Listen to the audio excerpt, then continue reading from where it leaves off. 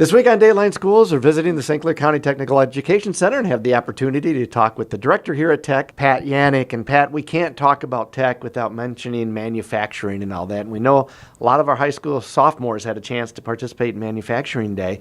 Do you see a result of that with kids getting enrolled in the programs that you have regarding manufacturing here at Tech? Manufacturing in St. Clair County has been coming back strong. For a while there, with the recession that we went through, a lot of people lost their jobs, but it's coming back, and there are a lot of really good jobs in St. Clair County in the manufacturing areas that we offer here at Tech. Manufacturing's really changed from when your dad and my dad were involved with that back in the day. Believe it or not, it has become automated. So our metal machining students, while they still learn to use a lathe and a mill, a lot of their time is spent now on CNC machines, learning to program the machine to be able to produce the part. I know, too, this year it cued you for Tech because you've got some awards from the state to help support the programs. Tell us about that. We did. We received a grant for Mechatronics and $71,000 so that we had to match part of that.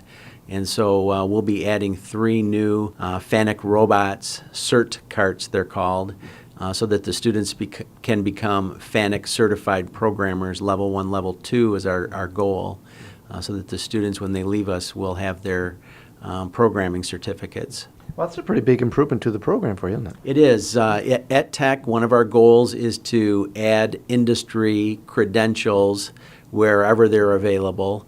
So long as we can get the equipment and we have the time to be able to provide the students with the training that they need so that they're proficient and are able to take their tests.